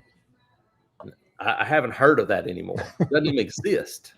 I talked to some folks that said, look, nobody when they transfer right now asks about academics. Zero. It's all about how much money am I going to make. It's not a part of this anymore. Until it's a part of it again, the calendar doesn't matter. No, you're right. Yeah. Wait a minute. I'm going to be late for class. I'm going to miss 2 weeks worth of classes. So what? What? Jason, transfer portal opens today. You've had a chance to talk with Alex Golesh. Do you see a plan, a viable plan from him? Despite, I don't know that he expected all those losses. I don't think he did. But do you see kind of a method that he's going through? Yeah, I think you just have to go, hey, look, right now, it's like going to the supermarket and you're going, what was the Guy Fieri's grocery games or whatever, where they give you a minute to My go wife loves that game. That's basically what it is. You're going like, you can't pick and choose a whole lot when I would guess right now that they're going to have to sign 30 to 35 guys between now and January 16th. And in reality, we're talking about playing school. Auburn's last day to drop and add a class is January 13th. Now, there are probably some extensions you can get on that, but you're talking about 11 days. So your method starts with however many guys you think are at South Florida that are in the portal that can play. You bring all those guys because you're going to have those guys, quarterback, wide receiver, offensive line, maybe tight end, all those guys to start with. But normally it's been relationships, guys you've recruited in the past, all those things. I don't know now because everybody is in the portal. I mean, last night it went from 31 guys when the portal opened to 505 minutes, and now it's 1,500 or so already. And I mean, we're just 8 hours into it. It's going to be unlike anything we've ever seen in a bad way. Jason, is there any feeling that of the players at Auburn that have entered or claim they're saying they're entering the portal that they might come back? I mean, I think there's always that chance. Just depends on a lot of it. May depend on what it looks like out there when you get in the portal. I don't foresee a guy like Cam Coleman coming back. A Deuce Knight, maybe. Depends on what you're looking like, what you're looking for. And I think there's a possibility of some guys that you might be able to keep, but it feels like now that it's so wide open and so wild west that the other factor in this is that everybody has money now. This isn't 3 years ago where you went in the portal and if you're looking for a lot of money, you knew that there was only about 6 schools that were going to be able to pay you. Now everybody in the country that's a D1 power school, 48 of those or however many it is or more, all of those have $15 million at a minimum to spend. And if you're Wake Forest and you're going, okay, how much money we have to spend? Well, if you're we've already seen it. Malcolm Simmons would be the most talented receiver on a lot of rosters. Somebody's going to pay money because they got it. That's the part of this now that's very different. People are like, or they're going in there and, they're not going to get what they asked for. They probably are. Yeah. Somebody's going to pay him because he's going to be better than whoever that's on somebody's roster. And so he becomes their number one guy, even if he was your number 3. That's just the way this thing's going to work. I got one more question. Is it a foregone conclusion Byron Brown is coming to Auburn? I mean, it feels like it. The way everything has kind of played out, it feels that way. If you're Byron Brown and you're going, look, the opportunity to get a payday is there. If you're wanting to get to the NFL, you would think that playing in the same system and having 3 or 4 of your same receivers would probably be a good idea to do that too. So it feels like that group of guys would be the basis to build around for year one for Alex Golesh. We'll see if it happens, but that sure is what it feels like. It feels like the college basketball season has been here for like 6 months. We're finally getting into the SEC season. Your thoughts about Auburn as they enter SEC play? Yeah, you look at it and from a basketball standpoint, it feels kind of like football, in my opinion. I don't know that there's a great one out there. It doesn't feel like it did last year, where you went, man, there's 4 or 5 teams that have a chance to win a national championship. It doesn't feel that way this year, but it feels like there's 12 or 13 teams where you go, man, you're not careful, you can lose that team every night. Yeah. That's what it fair. And Auburn is one of those teams where you go, man, can you win these games that are toss-ups or win most of them? Because it's going to take that this year. And you go to Georgia. Georgia's playing really well. Their record's great, but they struggled with Long Island the other night. They haven't played this. I mean, Auburn's schedule, Alabama's schedule, a couple of these teams have played Murderer's Row to begin the season. No kidding. You're not going to face anything in this league that compares to Michigan and Arizona, in my opinion, if you're Auburn. Face some good teams. How well can you adjust now to life in the SEC where you have 2 of these games every week and the physicality? That's the question now for this team, because there's just not a whole lot of depth in the paint and a lot of size in terms of bulk and girth. How can they hold up? It's going to be the question. Well, Jason Caldwell, AuburnUndercover.com. They will cover SEC basketball for the Auburn Tigers. Jason has a couple of good things. The top 10 Auburn moments from 2025, also New Year's resolutions for Auburn football. And just in, let the portal games begin for the Auburn Tigers, another feature. You guys, it's got to be like, handling a stock ticker back in the olden days when you guys aren't going to leave that portal website for days, are you? No, it's going to be really busy and never ending right now. That's the thing now, is because it's just it doesn't end. It's not like traditional recruiting, where traditional recruiting was, man, you've been recruiting this guy for a while. Is he going to take this visit? Now it's, hey, you may have 5 portal guys on campus and nobody knows it till they get there, because it's that quickly. There may be guys on campus already. That's what we'll try to figure out today and the days to come. But, yeah, we'll have it covered, AuburnUndercover.com, part of the 24/7 network. And follow me on Twitter at ITATJason. Yep, they're on top of it, folks. Yep. Anything you need to know, Jason Caldwell and that staff at Auburn Undercover, it is the one place to go. Hey, thanks for joining us, hopping on this day after New Year's. Happy New Year to you and yours, and we'll look forward to talking to you next week. Thanks, guys. Have a good day. Have a good day. You too, buddy. Jason Thank Caldwell. you. Man, awesome. The transfer portal is it's got to have some guardrails sooner or later. Saban, they talked about it on game day. And speaking of Saban, Bear, I got to tell you, I don't know who his makeup person is. I think Nick's lost a little weight, maybe a little tannin booth mixed in, because he's got that, brownish glow going. But that hair is dialed in. Chef's kiss on that. Yeah, I mean, the hair. And we've seen it, we could get, just like somebody put up a montage of Longshore behind Saban at midfield after all of those national championship games and the interview and stuff. You could get a montage of Saban from the day he accepted the job, when his hair was longer and he looked a lot younger. He was a lot younger. Heck, I think he looks younger today than he did 5 years ago. Well, see, that's the thing. Yeah. You get, the stop action photography of him Last couple of years on the sidelines at Alabama, thin on top, graying a little bit. Ooh. And then the next year, a little bit, got a little bit too much, a little orangey on the top. And John and I commented on it. But, you know, whatever they do when that cauldron back in the back with the henna and, the Miss Clairvaux and stuff, they got the color dialed in. If I'm Nick, I'm telling his stylist, don't change it. Don't do anything.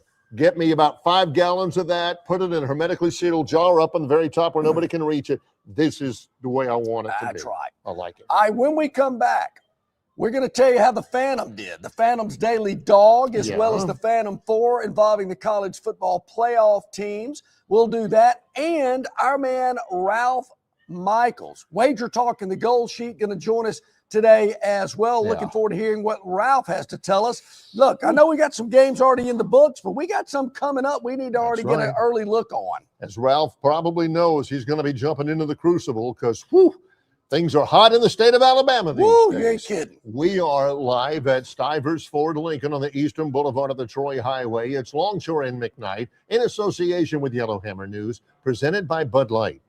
Why Hands? At Hands Heating and Air, you get this area's highest ranked service provider with 24-hour repair service, no overtime charges, and their same-day service guarantee. Plus, instead of other companies' 30-day repair warranty, Hands gives you a 3-year repair warranty. Hands Heating and Air is here for you 24/7, 365. And service is not just something they do, it's their way of operating, for you in mind. All of Hands employees are trained to adhere to this standard. They work hard to ensure that this standard is maintained, and they are constantly looking for new ways to better serve you. Call Hands Heating and Air today at 508-5382. That's 508-5382, or find them on the web at 834hands.com. The dreams that matter most happen while we're awake, because they're the ones that remind us of the places we want to go, of the ideas we plan to pursue, of the legacies we hope to leave. We understand you have goals to meet, and we want to help you reach them, to fuel your vision and invest in whatever motivates you. So we want to know, what inspires you? Synovus Bank, member FDIC. Known by avid golfers as one of the most beautiful and challenging stops on the Robert Trent Jones Golf Trail, Cambrian Ridge in Greenville lies just 40 miles from Montgomery. It is well worth the ride for any golfer looking for 27 holes of jaw-dropping golf. The greens have been redesigned to accommodate the higher green speeds associated with their installation of the latest generation of ultra-dwarf Bermuda grass. Cambrian Ridge offers a fully stocked pro shop with all the latest equipment and apparel. Great food and beverages in the clubhouse can be enjoyed both before and after your round. Get your group together and hit the trail. Go to rtjgolf.com/Cambrian Ridge for tee times and more information. Okay, here we are back at it live on this Friday. It is January the 2nd. The new year is here. Not so happy for Bama fans after what they saw yesterday in Pasadena, but, we're going to get you through it. Do not worry. Okay, this might help you get through it. All right, we're here for you. We're here for you. Before we go to the Phantom 4, let's go over the Phantom's Daily Dog. All right. And if you recall, the last time we were on was Wednesday. Wednesday here on the program, took yesterday off for New Year's, obviously. Mm-hmm. Going into Wednesday, Barry, we were 2-0 for the week. We hit the dog on Monday with the Falcons. We hit the dog Tuesday with, you got to help me because I forgot what Tuesday's game was. It was a college bowl game, but we won it anyway. It was a winner. It was a winner. Wednesday, we had the bowl was it the ReliaQuest Bowl in Tampa? Oh, yeah. I know it was the Tampa Bowl. I don't know about ReliaQuest. Iowa, the most boring team in college football. Yes. Catching 6 against the Vanderbilt Commodores. We took a chance with Kurt Ferentz and that boring Hawkeye team and said, we're going to grab the 6 And lo and behold, look at the score. They win the game outright. Right, yes. Pavia throws for about 360, but Vanderbilt had to play from behind a lot. They did. Iowa wins it. So that's 3-0. 3-0 going into today. 3-0. Got a winning week, guaranteed. So tonight, Barry, we're going to go to, I think this game's in San Diego, if I'm not mistaken. Love San Diego. Beautiful part of California. Don't hear much about San Diego. Maybe that's a good thing. 7 p.m. on Fox, I believe, is the game tonight, Barry. Okay. I believe it is the Holiday Bowl. I know you're checking it out. I believe I'm right. I believe I'm right here. I don't know if Joel Klatt's going to be there doing it and Gus Johnson. Maybe it's Tim Brando. Who knows? Arizona and SMU, better known as SMU. He always says the that. Ponies and the Wildcats tonight at the Holiday Bowl. Yeah. And SMU is a 1-point favorite. Yeah. It is the Holiday Bowl. It's at 7 o'clock on Fox. Yep. John's buddy Joel Klatt. Love that guy. Gus Johnson. One of 4 games today. Yeah. Joel's just got to drive down I-5. He lives in L.A. So short drive for him to go to San Diego. Okay. Where do they play that game? Is the Murph still there? It is not. It's at Snapdragon Stadium where San Diego State plays. It's on the San Diego State campus. Brand new. Very nice. Nice. Okay. We're going to take Arizona plus the 1, the dog in the game tonight, hence the Phantom's daily dog. We're going to take the Wildcats catching a point against SMU in the Holiday Bowl. Is it not the San Diego County Poinsettia Holiday Bowl? No, the San Diego County Federal Credit Union Poinsettia Bowl. Okay. No. All right. It's the something, but it's the Holiday Bowl. All right. Yes. So that's the dog quickly, which means maybe the Phantom 4 didn't do as well as we should have. I'll just go ahead and tell you, we split. It was a non-losing week, Barry. We split. I know, factor in the juice. We had 2 winners, 2 losers. We got out of the gate hot. Ralph talks about the VIG. The VIG also has to. That's right. We got out of the gate hot, Barry. Yeah. We had Miami plus the 9.5. They went outright. Yeah. We got Oregon laying 2. No sweat. Oh, they could have gotten a safety. Yeah. And they would have pushed. That's when things kind of went the other way. We kind of go, I think Bama catching 7.5. That hook, I really like that half point. I think Bama can keep it within 7.5. Could not. Barry, we weren't 7 minutes into the game. I knew they weren't going to cover that. So that was a shot to the chin. Think, you think they're going to cover the 7.5. They end up losing by 35. They do.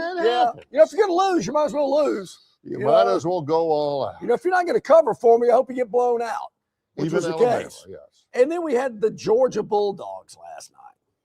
So what was the Georgia line? 6.5. That's what we had it at. I'm not I wonder sure what the total was, but Sean McDonough did say when that safety hit the pylon at the very last second. Yeah, he said that may be of interest to some. And I'm thinking, well, it didn't mess with the line. I wonder what the total was. Yeah, well, we're going to ask our next guest, Ralph Michaels, Wager Talk in the Gold Sheet. Hey, Happy New Year, Ralph. Thank you for joining us here today. We appreciate it. As Barry mentioned, did that safety have any factor in the total in the Sugar Bowl last night? It's first of all, Happy New Year to everyone and the viewers. Thank you very much. I do want to mention, you guys were talking about the Holiday Bowl. Yes. Do you remember in the 80s and 90s when it was an automatic, you would just bet the over? It was wild out there. It was crazy. It was always like games. BYU and Hawaii or something like that. Yeah. No, the total wasn't affected at all in the Mississippi-Georgia game. It ended up 39-34, 73 points scored. The total opened 55. It really was closer to 53 around game time. So no effect at all. I got you. Of the college football playoff games that were played the last 2 days, anything surprise you? Anything that you weren't expecting? Yeah, I didn't think Ohio State could cover, but I thought they would win the game. So, we'll talk about that in a minute. Miami is the team that when I look at my end of the season power ratings to where the line opened up, it is crazy. The public is all over Miami, and it's made this line really about 4 points off from where I thought it would. And even the Vegas bookmakers would have made it 4 point off. And the funny thing is this, there's not many times you have an SEC team and a coach leaves midseason, and the team is actually a touchdown better than when they had their coach. So LSU is going like, shit, did we make the wrong move? And then Kiffin's going, I wasn't expecting my whole staff to have to be away another week as they get ready to go out to Arizona to play in the semifinals. Yeah, and it's an important time. It's a little bit different because the transfer portal's not there and you didn't have it set. But, it's just part of modern day college football. And that's where you miss out a recruit or two because your coaches stay. You just got up the NIL money a little bit. I always like to ask you about trends because you follow those so closely, and there's trends out there that people may miss that you point out. That so much has been made legitimately that over the last 2 years, the college football teams that have had the first round bye and didn't have to play are now 1-7 in the second round. Is that legitimate? Is that circumstance or just coincidence? And if not, well, why do you think that is? Well, let's remember this. Last year, it was asinine the way they gave the 4 byes because you had Boise and you had the 4 right. You had the 4 conference winners. All 4 teams that had byes were underdogs. So let's throw that out. I mean, the favorites won last year. They went 4-0. Even though they were playing the week before, they were still the favorite in that game. Now you look at this game, the Oregon game against Texas Tech was a pick. Let's throw that out. That was a 1.5 point spread. So we'll only have the Georgia and the Ohio State instances, and, you're talking about teams that the better defense that they won. So I would say this, if college football really thinks it's a concern, when you give the 4 teams next year the number 1 seed and you ask them, would you rather have the bye or would you rather play? Let's give those top 4 teams an option. If we think it's that important, give the top 4 teams an option to give away their bye and play. And that one coach would say, yes, we want to play that extra game. No question. Yeah, I'm with you. I'm sure there's some numbers that have come out. I just have not looked at them yet. But in the 2 semifinal games, the one in Atlanta, the one in Arizona, what numbers are we looking at in terms of the favorites and the totals as of this morning? Well, guys, when you're watching, last night when the 2 games were over, the Wager Talk odds page started populating immediately. Miami of Florida opened up 2 with a total of 51. They went up to a 3-point favorite now with a total of 51.5 or 52. That, of course, in the Fiesta Bowl at State Farm Stadium in Glendale. In the second game, the Peach Bowl, the Peach Bowl, Indiana opened up 4.5, came down to 4. We even see some 3.5s. The total opened 47, some 47 and some 47.5. But I looked at my power ratings prior to championship weekend. I actually made Ole Miss a 2-point favorite, and I made Oregon a 1-point favorite. Oh. That just shows you the power of, we normally don't have public money like we do in the playoffs. Miami has looked as good as any team in the bowls. Indiana looked as any good of team yesterday. And both of those teams, I think those lines are 2 to 3 points higher because it's what have you done for me lately with the public now involved betting big money on the college football playoffs. Now you see, again, like John mentioned just before we got you on the air, now you see everybody is all playoff centric, waiting for the semifinals. There are bowl games taking place. There are 4 today, and then you get to the playoffs themselves. Are there any value? Is there any consistent value in the non-playoff bowls after the playoffs have started, with all of the opt-outs and all of that going on? Do you counsel even touching those or considering those today? Oh, yeah, you have to look at them all individually. I mean, we've seen some crazy lines. Rice was a team that only won 5 games, but because of their APR score, they got into the bowl game because all those opt-outs. They don't deserve to be there. And then you have their quarterback out, and Rice has all the opt-outs. I will say this. I do have one play today for my clients. It is the 1 o'clock Eastern game, noon Central. It's the Texas State team total over 35. So that is my one play for today. You look at Navy and Cincy. My power ratings have Cincinnati 9 points better. Why is Navy a 7-point favorite?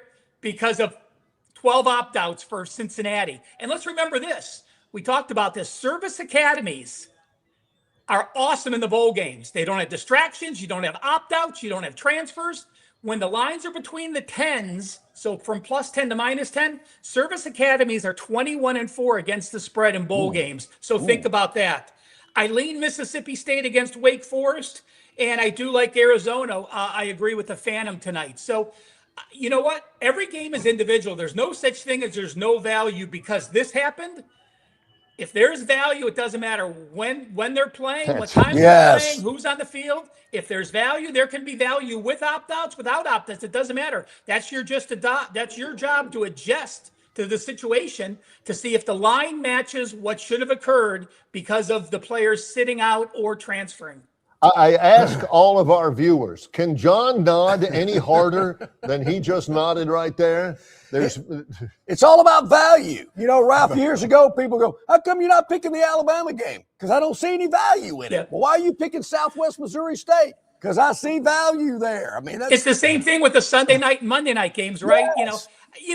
I'll say this. The Super Bowl is a little bit different because that's just entertainment. That's like going to a movie or going to a ball game, and you're going to spend $100 betting props. I'm okay with the Super Bowl because it's an event. But just betting random games because they're on TV today or betting a Sunday night or Monday night game because you're trying to play catch up, that's where most gamblers that are casual gamblers get in trouble. If you say, this is my bankroll, these are my top plays for the day, I'm just going to bet them. It doesn't matter what happens. Stick to that plan. It's New Year's first. Let's make part of what you're going to change this year to become a successful bettor for the 2026 calendar year. Preach on. There I you mean, go. Yes, that's great advice. Ralph does so much research and monitors so many changes in the line and factors that can involve the outcome in terms of Vegas. Ralph can handle all that research. Here's another tricky week. The end of the NFL regular season. Some teams have tanked it. Other teams are trying to make the playoffs. Other teams are maybe trying to position themselves. Like in the NFC South, you got some teams that maybe people aren't paying attention to, but there's some stuff going on this weekend, I understand, Ralph, about who might make the playoffs from the NFC South based on the outcomes this weekend. Well, let's look at that. Carolina wins, they're in. Atlanta wins, they still have a shot to get knocked out based on the other game. So Carolina's the one team winning in. We know that's the case.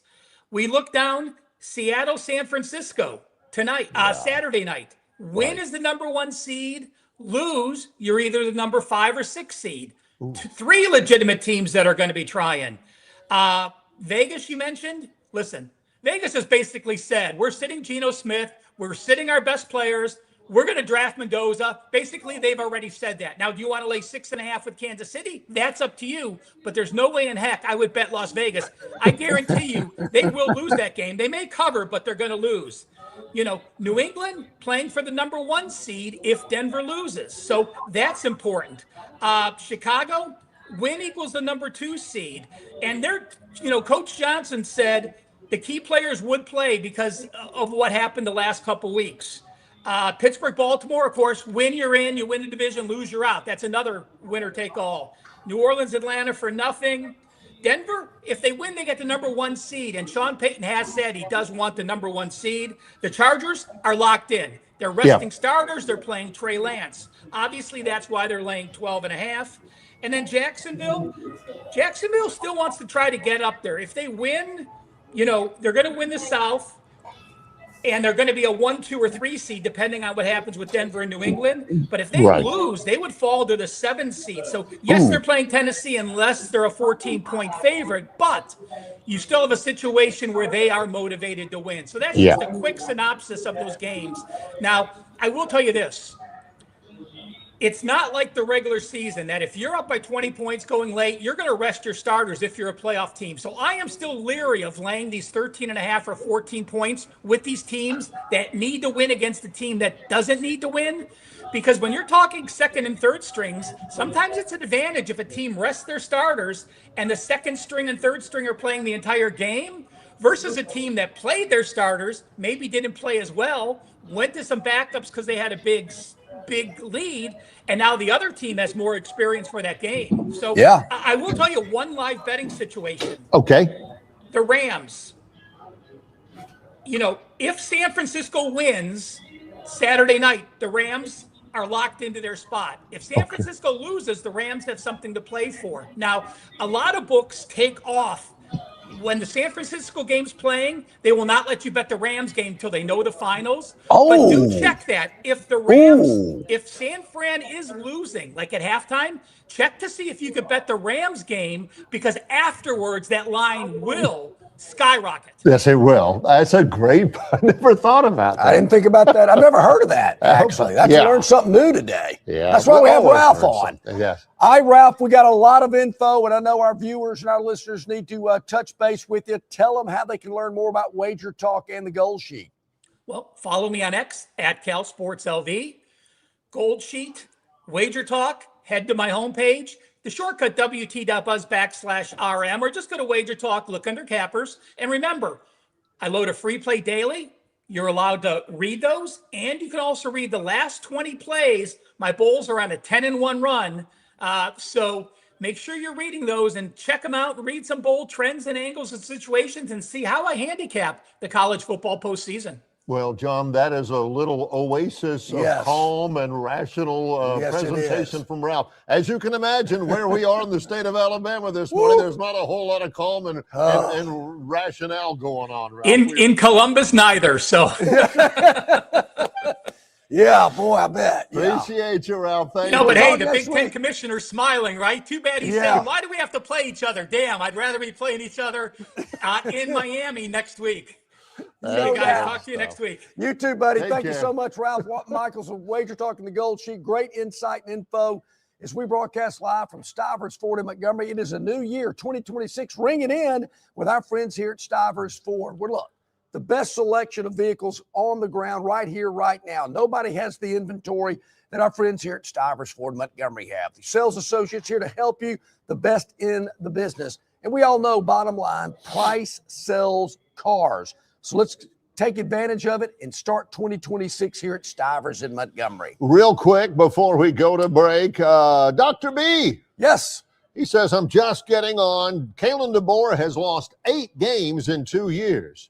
So did Saban in his first 2 years. Difference is Saban lost 6 games, then 2 games the next year, and then his first natty. He also says we need to lose the offensive line coach and get some big uglies up front to move some folks. You could have King, Henry, and Ingram in the backfield, but if 4+ defensive backs are in the backfield, you will lose. I don't know about getting road graders out there because, like Kirk said, you got Proctor. Proctor can block the guy in front of him. He can neutralize him. He is, he can, at the line of scrimmage, he is really good.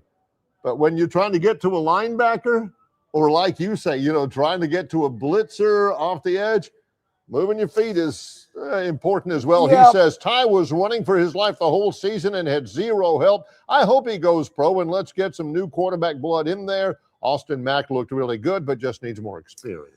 Dr. B, I'm with you there. I think, as I said it earlier today, I think year 3 is huge for Kalen DeBoer. Can he go 11-4 again next year? I don't think so. I'm not sure they get rid of him, but the fan base will be extremely unhappy. Got to avoid losses like they sustained this year. Florida State, Georgia, yesterday. Those type losses are not in the Alabama culture. Whoa. We're not supposed to get beat by that bad. We lose, We're losing on a field goal or some fluke touchdown at the end of the game. We're not getting beat by 30 points. That's what's got to be eliminated. They got to get tougher. They got to get more physical. They just didn't have that. And there again, the running game goes without saying. It's non-existent. So I think this offseason, there's a lot of soul searching and there's a lot of work that's got to be done, because if Alabama shows up in the fall like they look this year, it isn't going to be a good year. We are live at Stivers Ford Lincoln on the Eastern Boulevard, where it meets the Troy Highway in Montgomery, Alabama. It's Longshore and McKnight in association with Yellowhammer News, presented by Bud Light. Phoenix Physical Therapy is ready to help patients recover, recharge, and rise. They develop a customized therapy plan for each patient to get them back to enjoying their favorite activities. Their experienced team is committed to providing exceptional care in a professional environment. Whether you're looking to prevent or treat an injury, recover from a recent illness, or recuperate from surgery, schedule an appointment with our clinic and take advantage of our physical therapy, athletic training, workers' comp, and employer solutions service. Experience elevated physical therapy today. Call Phoenix Physical Therapy at 239-9316. That's 239-9316. Hey, where's the beer guy? Bud Light here? You get a Bud Light? Bud Light? I'm here, Bud Light. Bud Light here? Bud Light here? Bud Light here?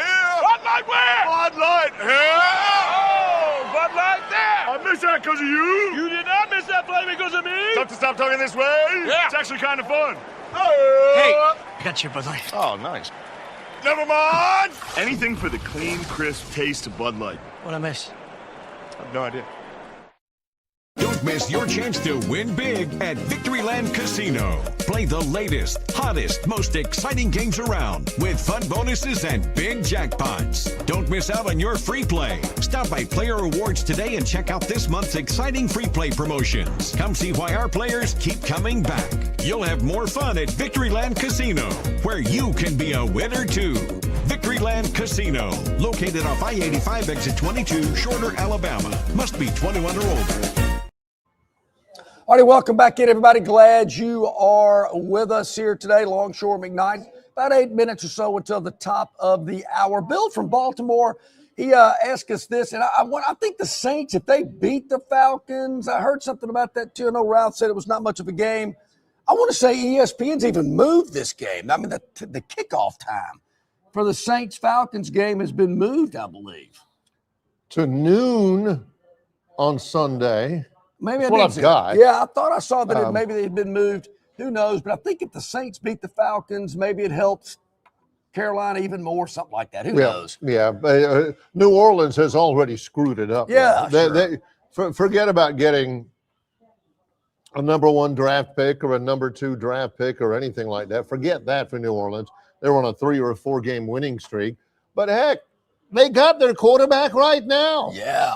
Chuck, yeah. You better believe it. Hey, look, if the Cajun Cannon's high on this guy, I'm in. He ain't got to ask anything. Bobby Hebert likes him. Yeah. Let's do it. All right. Speaking of that, let's do it with the Gurn Jr. Victoryland 777 Topic Wheel, presented by Victoryland 777 Casino, exit 22 of I-85 in Shorter, Alabama, where you can be a winner too. Need shovelers. Must be a snow game. Oh, no. Isn't it always the case? The Bills play this Saturday. Shovelers based on you got a Google Doc sheet, $20 an hour, food and hot beverages provided, dress appropriately, The first 500 shovelers get branded. So, they need to do that. When is their new stadium? Aren't they next building? year? Yeah, it's next door, and it's supposed to be like $1 billion, whatever. Bud Light and the Bills are giving away shovels. I thought they were giving away beer. Yeah, they're playing against New York on Sunday, against the Jets, New York Jets on Sunday. Jets are 3-13 and are maybe the second worst team, depending on the Giants. Yeah. 3:25 Sunday in a game that means absolutely nothing. You get shovelers, just, hey, we'll give you $20 and some hot coffee. Yeah. Is that a thing? Is that going to get the job done? And I'm trying to think, depending on how many people come up to shovel, what are you going to make? $40? Maybe you're there 2 hours, depending on how many people are shoveling. And meanwhile, it's like Longshore in your group project in college. Yeah. You got that one girl with the horn rim glasses that's doing 80% of the work, and John's in her work group, and she's looking at him going, "Can you do anything?" And John says, "You need a now here's pencil." And John gets the same grade as she does. Yeah, sure. And then you got one guy over there, he's shoveling his behind off. I mean, he's a machine over there. And you got somebody over there sitting there leaning up against it saying, "See, I think if Josh Allen can just exploit the cornerbacks," and he ain't doing It's a kinda thing. like road He's getting crews. $20 an hour just like the guy who's working. So you always claim that I can always bring it around back to Auburn. There's a guy that could shovel over at Auburn pretty well back in the day, over in the horse stalls.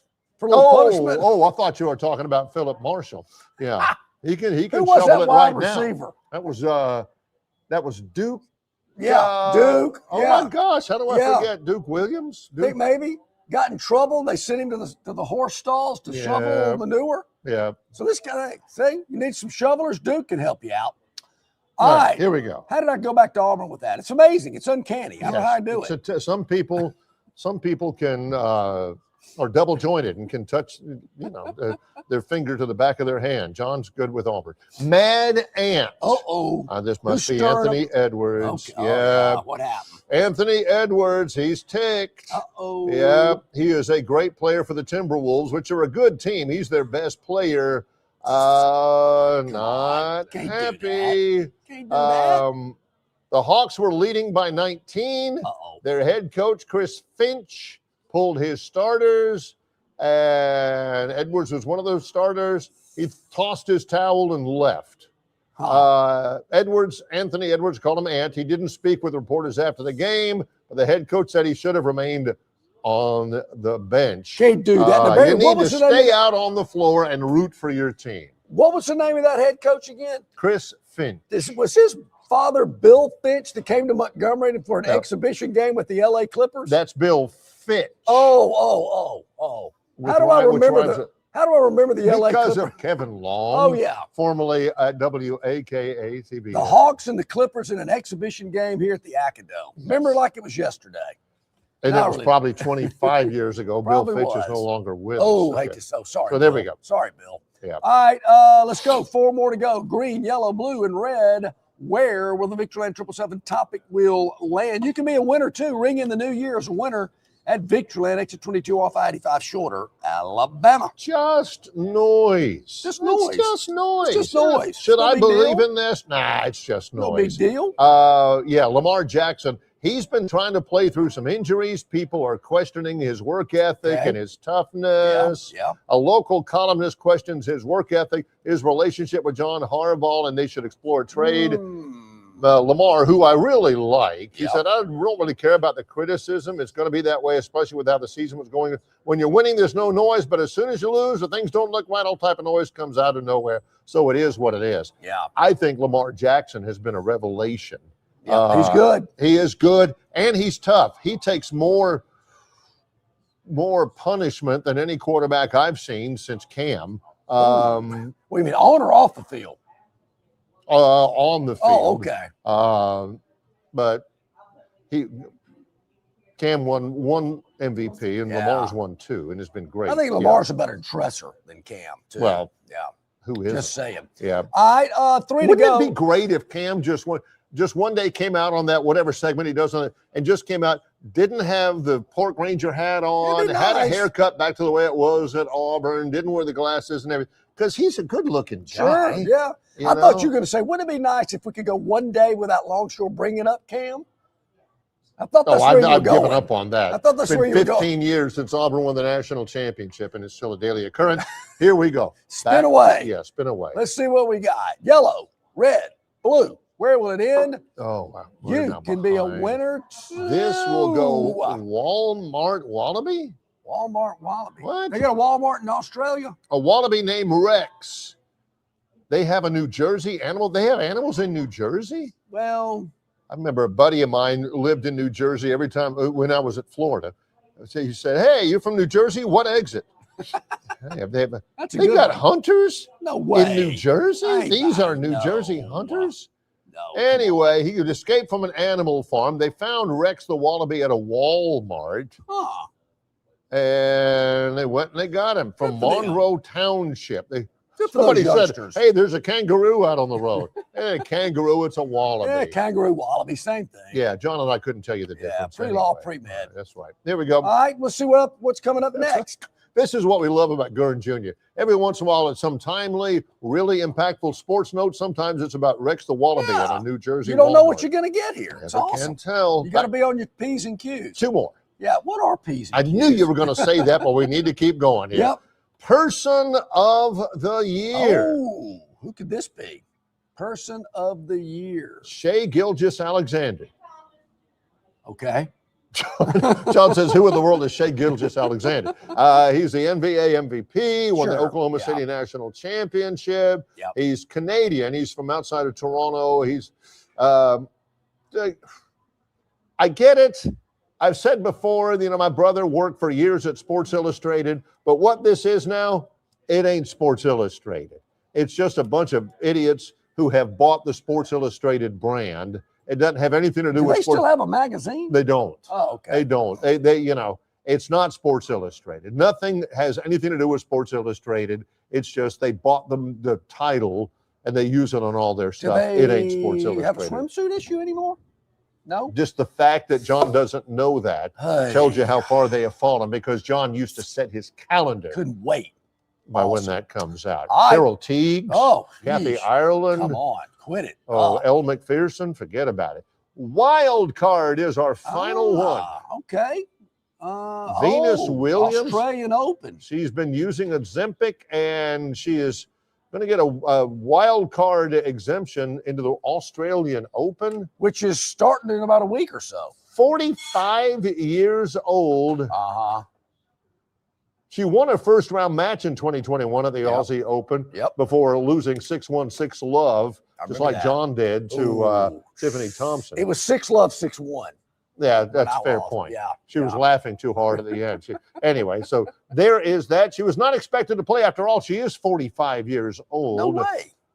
So there you go. Okay. There we go. That wraps it up. Our first Victoryland 777 topic wheel of 2026. Here live at Stivers Ford in Montgomery, we, of course, invite you to come see our friends here at Stivers in Montgomery. Of course, bring in 2026 with a brand new Ford or Lincoln product or one of their pre-owned vehicles. The lot is full of new vehicles for you to check out. This is the place. Stivers Ford in Montgomery. Come by and see us. We're back on Monday. Yes. And we'll be talking about all the things leading up to the semifinals in the college football playoff. The portal, I'm sure there's going to be a lot of portal news this Hundreds weekend. of signings between now and Monday. We'll let you know if Auburn has their nose above water in that and a whole lot more. Thanks. Just go to Tighter Insider. That's where you'll find out. Appreciate everybody between now and Monday. We hope you get a chance to come visit Stivers Ford Lincoln on the Eastern Boulevard at the Troy Highway in Montgomery, Alabama. It's Longshore and McKnight in association with Yellowhammer News, presented by Bud Light.